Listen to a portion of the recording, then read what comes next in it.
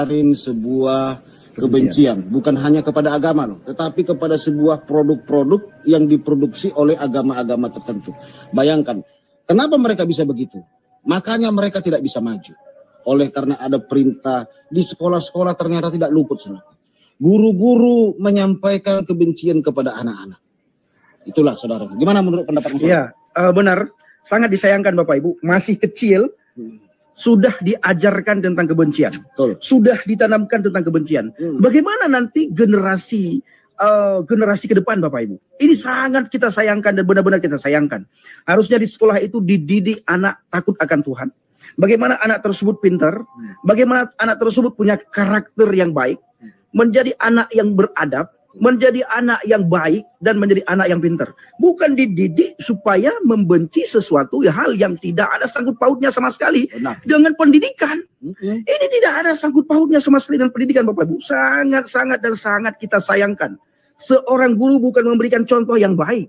Tetapi seorang guru, bahkan banyak sekali oknum guru yang memberikan contoh yang tidak baik kepada anak didiknya. More nails is a revolutionary new adhesive from uniform that sticks virtually anything to anything and eliminates the need for and even the most Jesus Christ. Confidence and calm that dries straight away. Oh, that's right. Masonry and Christian. It's a now you can do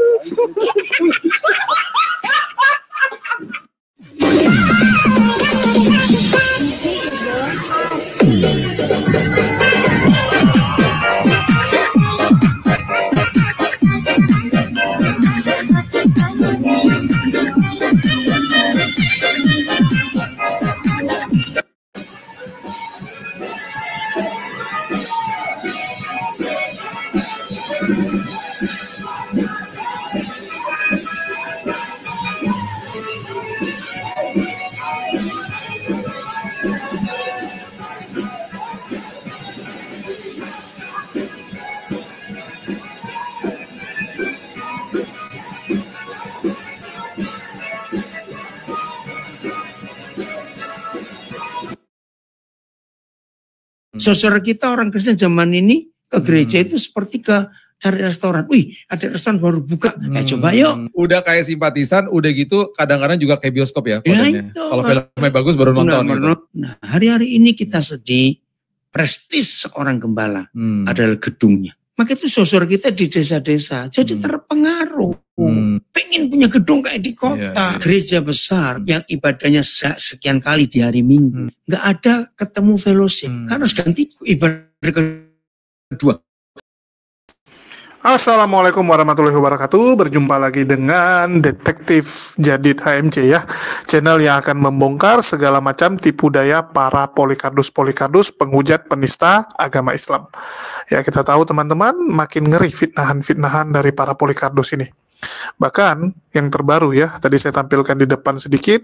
Bagi teman-teman yang penasaran boleh cek di channel HMC News ya. Kita sudah bahas khusus di mana menurut dua misionaris ini, dua murtadin ini ya, misionaris merangkap murtadin. Ini dikatakan bahwa umat Islam itu dari kecil diajarkan membenci agama lain. Beda dengan kekristenan. Di kekristenan diajarkan takut akan Tuhan, diajarkan kasih. Kalau di Islam diajarkan membenci agama lain. Fitnahan yang luar biasa ya. Dan memang sudah sangat sering kita mendengar fitnahan-fitnahan seperti itu. Bagi teman-teman yang penasaran, silakan ditonton di HMC News ya. Oke, karena kita nggak akan bahas di sini, tetapi yang mau kita bahas adalah tentang gereja. Ya, tentang gereja yang sekarang sudah beralih fungsi. Gereja itu hanya dianggap seperti restoran, dianggap hanya seperti tempat nonton konser, seperti bioskop oleh jemaatnya.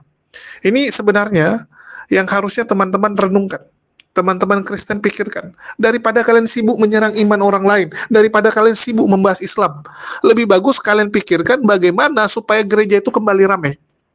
Itu yang harusnya kalian pikirkan. Kita tahu bagaimana gereja itu sudah mulai ditinggalkan. Di Eropa, gereja sepi, kosong, bahkan dijual. Begitu juga di Amerika. Orang-orang lebih memilih ateis, teman-teman. Yang datang ke gereja itu cuma orang tua. Hanya orang tua yang mau ke gereja karena udah jadi satu habit ya, udah kayak muscle memory gitu, udah jadi kebiasaan gitu. Jadi kalau nggak dilakukan mereka juga bingung mau lakuin apa gitu. Karena orang udah biasa gitu, hari Minggu kumpul ke gereja, setelah dari gereja baru ngumpul sama teman-temannya, pergi makan dan sebagainya. Hanya dijadikan kebiasaan.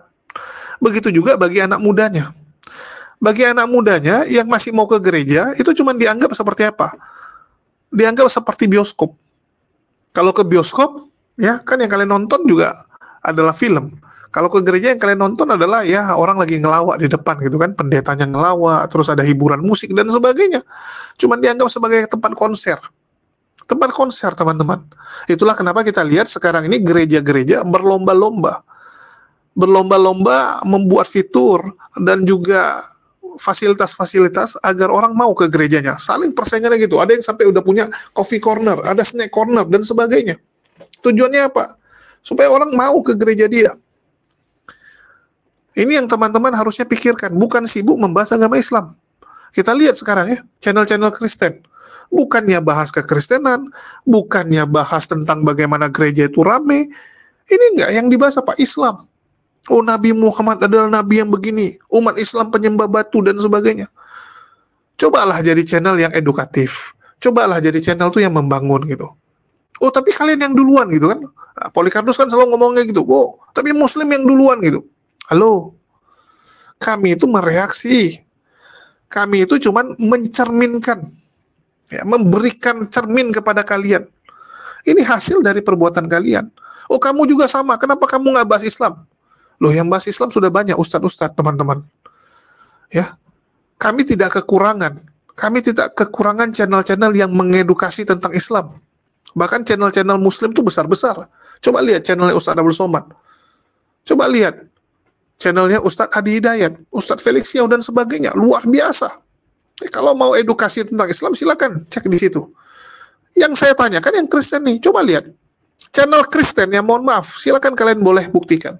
Coba saya tanya, channel Kristen mana yang penontonnya besar? Mana?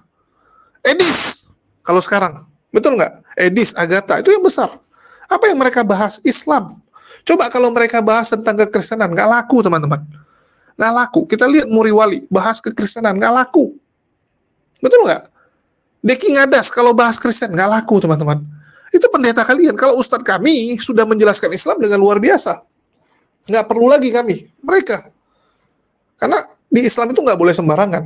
Nggak boleh sembarangan. Nanti kamu menyesatkan orang, dan itu dosanya luar biasa. Kami nggak kayak kalian. Setiap orang bisa jadi penafsir sendiri.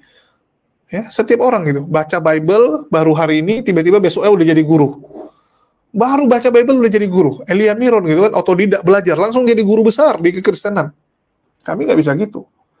Dan sekali lagi, kami, ya, para apologet ini, itu hadir untuk mengcounter fitnahan kalian. Di sini saya hanya ingin mengajak teman-teman Kristen berpikir, sudah benarkah yang kalian lakukan? Sudah benarkah orang-orang yang kalian dukung? Kenapa bukan mendukung orang-orang yang mengkritisi kekristenan sendiri? Kenapa tidak mendukung pendeta-pendeta yang mengajarkan kekristenan? Kenapa yang kalian dukung malah Polycardos ini yang kerjanya menghujat? Apakah dengan menghujat Islam, agama kalian jadi lebih baik? Apakah dengan menghujat Islam, maka kekristenan dianggap sebagai benar? Enggak, teman-teman. Ya, bukan seperti itu.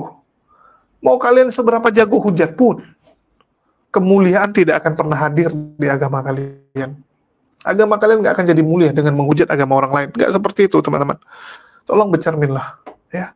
Dan saya berharap makin banyak nih orang-orang Kristen tuh yang benar-benar fokusnya tuh yang mengkritisi internal, pengajaran internal, ya, membangun iman secara Kristen. Jangan kerjanya menghujat.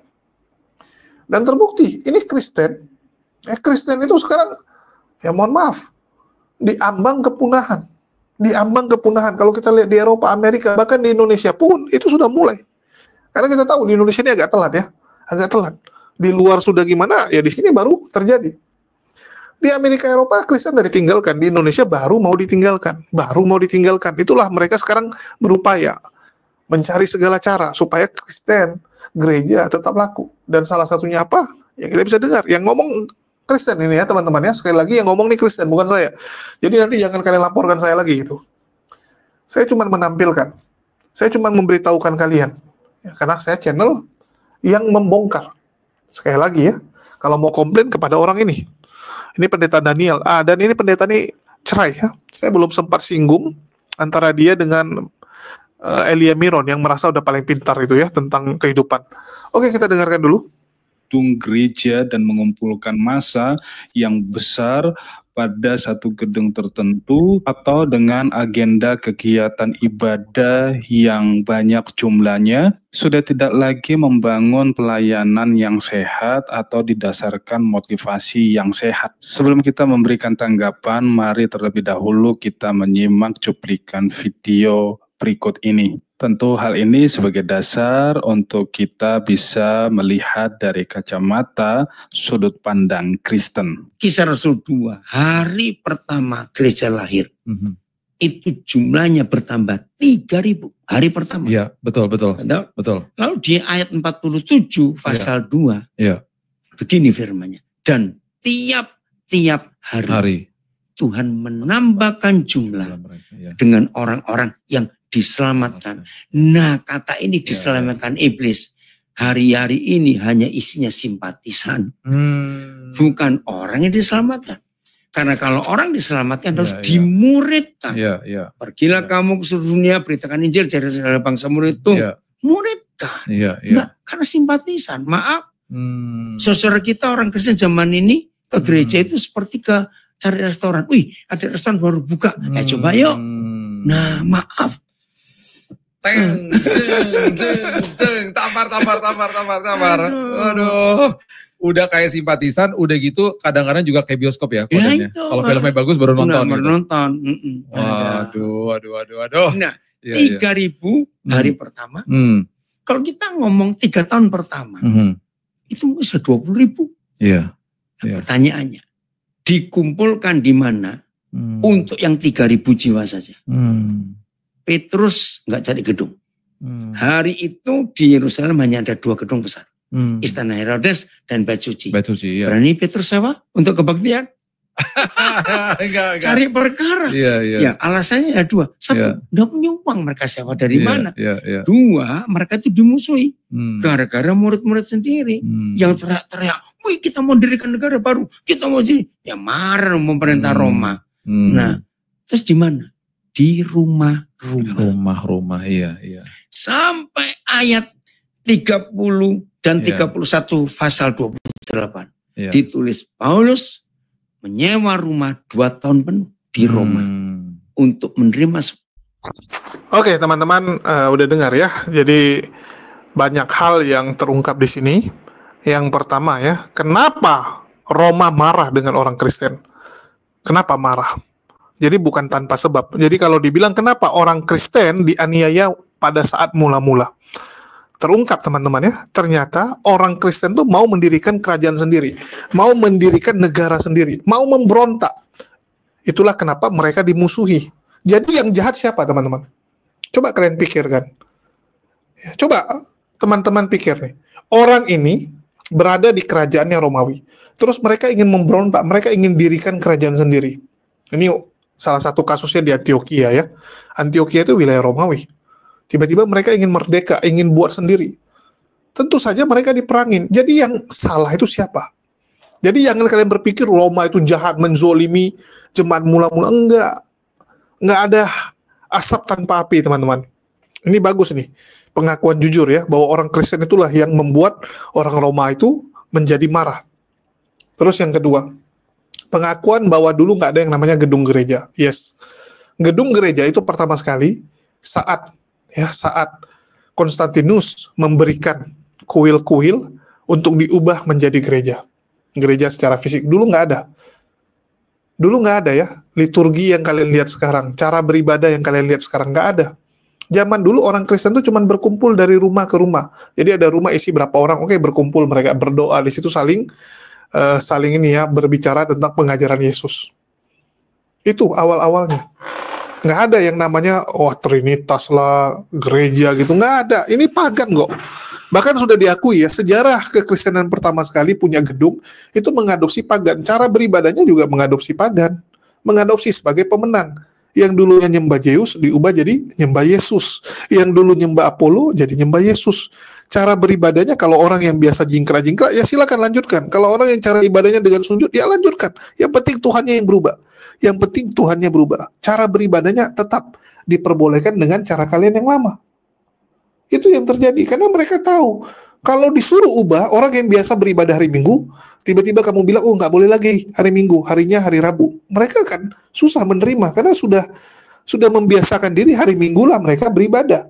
Begitu juga dengan yang biasa ibadahnya dengan cara salto-salto. Kamu suruh dia berhenti salto karena dia merasa loh cara menyembah Tuhan tuh harus salto kok. Itulah kenapa kekristenan punya cara beribadah yang berbeda-beda. Karena memang mengadopsi, sekali lagi ya, mengadopsi dari pagan-pagan tersebut sebagai pemenang mereka. Sebagai pemenang ya. Oke, itu yang terjadi dan belum ada gedung gereja ya saat itu. Jadi nggak ada yang kayak sekarang nih. Nggak ada yang kayak sekarang pendetanya kaya raya karena gedung gereja milik dia. Padahal waktu dibangun dari dana umat. Sama kayak Walabu gitu kan. Ngomongnya panti asuhan. Padahal rumah pribadi. Ngomongnya gereja. Padahal punya pribadi juga. Ya. Minta donasi untuk bangun gereja. Ujung-ujungnya punya sendiri. Semua orang belajar. Harusnya kita kembali ke situ. Nah, hari-hari ini kita sedih. Prestis seorang gembala adalah gedungnya. Maka itu sosor kita di desa-desa jadi terpengaruh. Pengen punya gedung kayak di kota. Rasanya aman, itu salah. Akhirnya berlomba-lomba ingin cari penampilan yang lupa atas penggembalaan pemerintahan. Jadi intinya adalah kemarin itu waktu COVID berarti waktu gereja mulai dikembalikan ke dalam fungsi gereja mula-mula di rumah-rumah. Memang waktu di Kisah Rasul itu kan terjadi penambahan jumlah murid-murid Yesus yang baru. Nah, waktu zaman COVID itu terjadi juga loh. Betul. Karena kan banyak banyak orang bertobat ya. Iya, betul. Karena gampang. Orang mulai lihat sosmed dari rumah, terus mulai banyak yang bertobat. Kita dari beberapa yayasan yang kita kumpulkan data saja, orang-orang yang terima Yesus tuh ribuan pada saat itu. Betul ya Koden ya? Betul. Koden juga dengar sendiri ya tentang itu bukan ya? Ngalami juga ya? Iya, karena dalam keadaan susah. Iya. Di rumah kita banyak makanan, yang mau makan. Bahkan anak-anak Koden itu nyiapkan makanan-makanan sehat. Gratis. Karena orang-orang yang di rumah sakit nggak bisa punya makan, ayo untuk kesempatan. Kasih dinyatakan. Betul. Wow. This is amazing. Ini pandangan yang sangat-sangat luar biasa dan akurat sebenarnya, supaya kita juga yang sedang bergerak di dalam organisasi ini, kalau nggak hati-hati terjebak di dalam hal seperti begitu. Akhirnya rutinitas dan akhirnya yang kita agungkan adalah gedungnya, bukan ternyata orang-orang yang secara tadinya organisme berkumpul bersama menyembah Tuhan, itu kehilangan esensinya akhirnya. Betul. Cuman ngumpulin orang aja akhirnya. Apalagi prinsip gereja yang Tuhan mau itu kan keluarga. Iya. Gereja besar yang ibadahnya sekian kali di hari Minggu. Nggak ada ketemu fellowship. Karena harus ganti ibadah kedua. Yang ini suruh cepat pulang. Parkirnya gimana? Itu sebuah penyimpangan yang luar biasa. Kita harus kembali ke rumah. Jadi ada beberapa hal yang diamati oleh penginjil Daniel Alexander terkait dengan fenomena perkembangan gereja yang menjamur khususnya di perkotaan dengan ukuran gedung yang besar dan dilengkapi dengan fasilitas yang nyaman. Yang pertama adalah banyak hamba Tuhan atau pendeta berlomba-lomba untuk membangun pelayanan atau gedung gereja itu menjadikan gereja seperti restoran atau bioskop. Gereja demikian hanya akan diisi oleh jemaat simpatisan, bukan jemaat yang diselamatkan. Yang kedua adalah prestise gembala-gembala atau pendeta membangun gereja yang besar dengan fasilitas yang nyaman.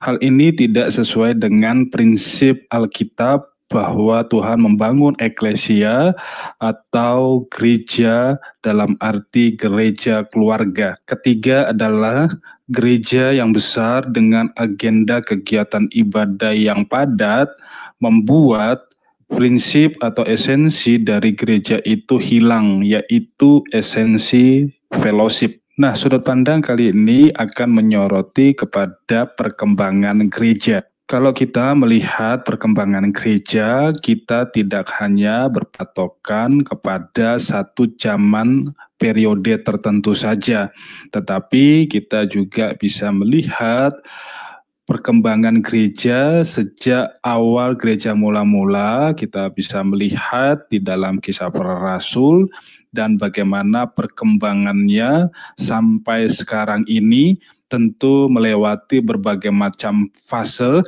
dan perkembangan sehingga kita bisa menentukan bagaimana seharusnya gereja hadir di era atau di zaman di mana ia berada. Tentu kalau kita melihat Oke ya teman-teman, dapat poinnya ya. Jadi bahwa sekarang ini memang pendeta sukses nggak sukses itu tergantung jumlah jemaat dan gedung gerejanya.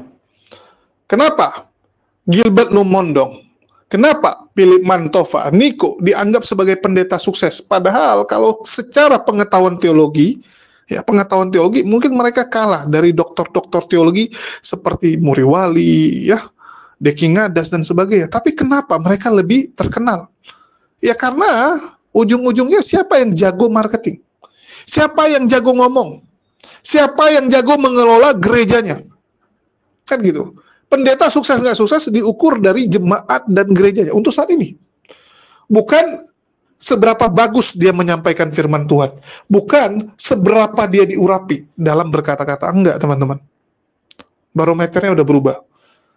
Kita lihat sekarang berlomba-lomba gedung gereja itu dibuat semewah mungkin. Sampai mereka lupa. Mereka lupa tujuan gereja itu apa.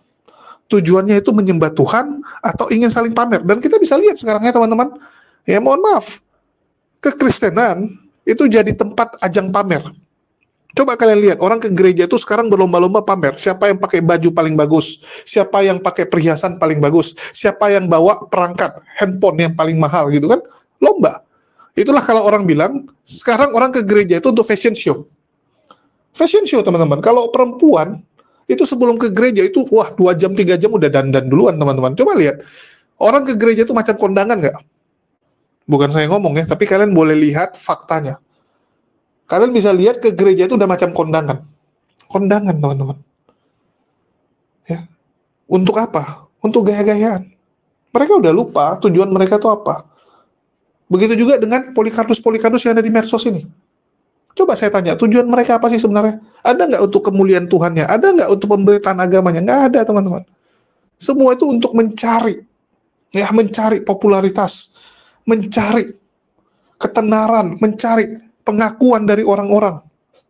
Itulah kenapa egonya yang ditinggikan. Bukan mau diskusi. Coba lihat, kalaupun ada room-room yang dibuka ya, komal-komal yang dibuka, ada nggak untuk diskusi saling bertukar pendapat tentang agama? Enggak, teman-teman. Cuma lomba hujat. Sekarang ini kalau di TikTok, mohon maaf saya katakan, ini udah lomba siapa lebih besar suara doang. Artinya semua tergantung pada perangkat. Bukan kepada pengetahuan kamu, kepada perangkat kamu. Makin besar suara yang bisa kamu hasilkan, artinya makin bagus perangkatmu ya. Karena berbanding lurus itu, perangkat bagus dengan suaranya bagus atau besar. Makin besar suara, dikira menang gitu kan. Yang penting bisa timpain suara lawan. Bisa timpain suara lawan. Itu kenapa Kores itu paling senang sekarang. Kalau ada oten penghujat, dia timpain, mati otennya. Mati. Kalah suaranya. Saya nggak ngerti ya. Saya nggak ngerti teman-teman, kita ini nyari apa sebenarnya sih? Nyari apa? Apa kita memang sedang membela iman?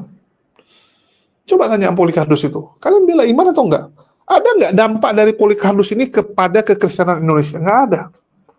Nggak ada satupun teman-teman. Bahkan gara-gara mereka orang Kristen sekarang jadi susah. Jujur ya, saya cukup sedih, cukup miris.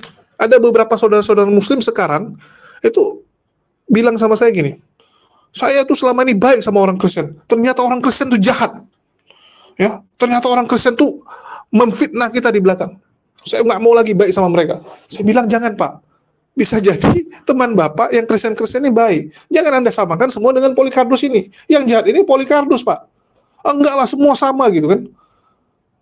Saya sedih gitu, saya sedih kalau orang Islam jadi berpikir bahwa orang Kristen tuh semua sama. Enggak teman-teman. Yang jahat ini Polikardus. Yang membuat kondisi jadi seperti ini ya Polikardus ini. Jangan sampai teman-teman Kristen kita yang jadi korban. Kasihan teman-teman. Kasihan kalau orang-orang Kristen gak ada salah tuh jadi korban. Inilah dampak dari Polycarpus ini. Mereka tidak membuat bagus kekristenan. Gak ada. Coba lihat. Apa yang sudah dibuat oleh Edis demi kekristenan? Apakah dengan hadirnya Edis dengan konten-kontennya membuat gereja bertumbuh? Apakah membuat gereja menjadi lebih baik? Nggak ada.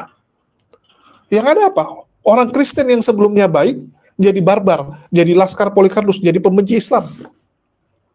Suka tidak suka, kita bisa lihat sekarang. Seperti yang saya bilang tadi ya, yang Muslim mulai tidak simpati dengan Kristen. Begitu juga dengan yang Kristen. Yang Kristen yang sebelumnya dulu berteman dengan Muslim jadi membenci Islam gara-gara Edis. Gara-gara Edis. Gara-gara Agatha dan sebagainya. Saya nggak ngerti, kenapa orang Kristen itu tidak fokus bagaimana mereka itu kembali kepada esensi mereka sendiri. Itu gereja udah sepi loh di mana-mana. Kenapa nggak fokus besarin gerejanya? Gereja kalian tuh udah banyak yang mau tutup loh, karena persaingan. Ya. Gereja yang baru buka, tiba-tiba nyinggung gereja yang lama, dihajar gereja yang lama. Kalau menurut Pendeta Mel Atok dan kawan-kawan, ini mencuri jiwa, sedang mencuri jiwa. Itu yang terjadi. Kenapa nggak fokus kepada itu? Bereskan dulu dong itu. Kenapa sibuk menyinggung Muslim? Kenapa sibuk ingin nikam kita? Nggak ngerti saya. Nggak ngerti saya. Tapi itulah realita yang terjadi teman-teman ya. Semoga teman-teman Kristen bisa sadar bahwa gereja sudah mulai ditinggalkan. Dan kalian menghujat Islam tidak membuat gereja jadi tambah ramai. Nggak ada gereja tambah ramai teman-teman. Terus kalau disinggung ya, waktu COVID kemarin agak mending gitu kan. Banyak orang bilang waktu COVID tuh kekristenan jadi lebih benar. Lebih benar teman-teman, ibadahnya online gitu. Karena memang kekristenan awalnya nggak perlu ibadah ke gereja, nggak ada. Kan lebih bagus juga, ya udah nggak usah lagi ibadah ke gereja. Jadi besok-besok nggak ada lagi yang komplain, bilang gereja dilarang dibangun dan sebagainya. Karena kekristenan sebenarnya tidak mengenal yang namanya gedung gereja. Kalian nggak pernah. Bahkan nggak ada satupun gereja yang dibuat oleh Yesus. Nggak ada. Yesus itu beribadah ke sinagog. Ke sinagog Yesus. Silakan dicek. Kalian aja yang tak kenapa ngotot ingin mendirikan gereja sebanyak mungkin. Kalian gitu. Walaupun jemaatnya cuma 10, 15 gitu kan. Bahkan banyak gereja tuh yang sistemnya ngetes-ngetes. Nyewa rumah, nyewa ruko, dirikan gereja. Kalau nggak laku tutup. Kalau udah nggak laku tutup gitu kan. Sesimpel itu, kayak bisnis jadinya.